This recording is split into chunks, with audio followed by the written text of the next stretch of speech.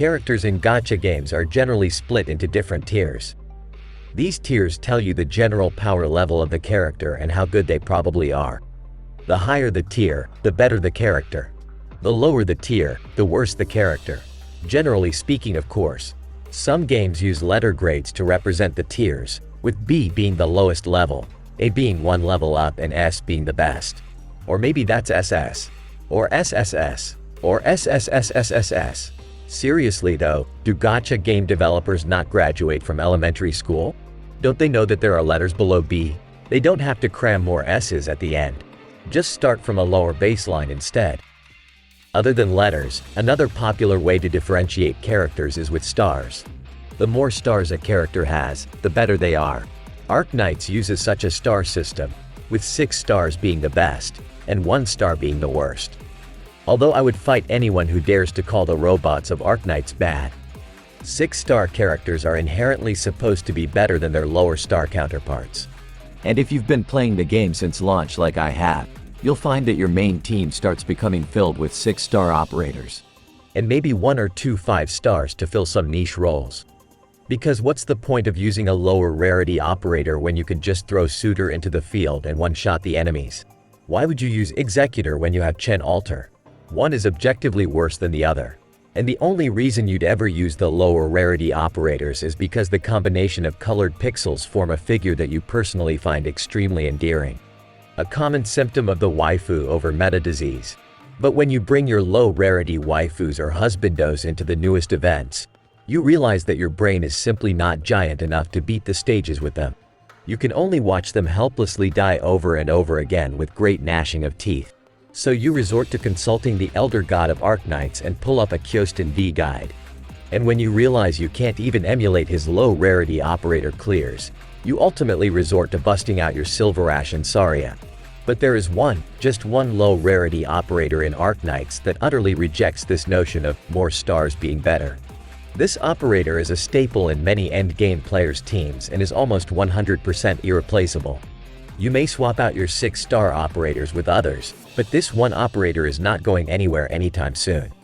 Introducing the best operator in Arknights, the queen of DP generation, the Duran Myrtle.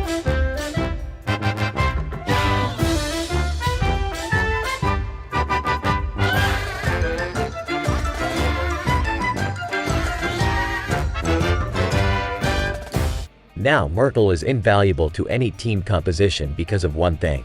She is the undeniable best DP generator in the game.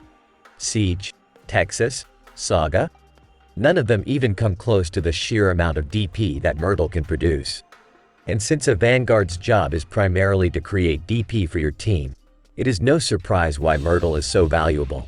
One of the hardest parts of clearing a difficult stage in Arknights, especially if you are going into it blind, is the very beginning. You do not know what kinds of enemies are going to come out from the red box. It could be one weak little reunion soldier, or it could be a pack of speedy wolves that send you back to the defeat screen before you finish setting up your wall of guards and defenders. That's where Vanguards come in. Vanguards help you generate DP so you can deploy your other operators faster. It's like investing in crypto. You spend a little bit of DP to deploy a Vanguard and in return you get even more DP. The only difference is that Vanguards actually guarantee that you'll get your DP back. The DP generating ability of Vanguards is invaluable to most team compositions, be it in the early or late game. Now being a flag bearer archetype, Myrtle is the best type of Vanguard for generating DP, at the cost of not being able to do much else. But I'll argue in 90% of cases, you don't really need your Vanguard to be able to do anything other than generate DP.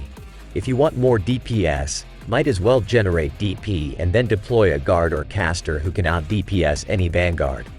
Need to block a swarm of enemies? Generate DP and deploy a defender. Vanguards just need to do one thing and do it right. Texas can stun multiple enemies. But can she generate DP as well as Myrtle? I think not. Siege can deal damage and has a high defense stat. Not enough DP for my liking though. Saga can wipe out hordes of low health enemies in an instant. Doesn't matter. DP is the name of the game. Now what about the higher rarity flag bearers? Don't they outperform poor 4-star Myrtle?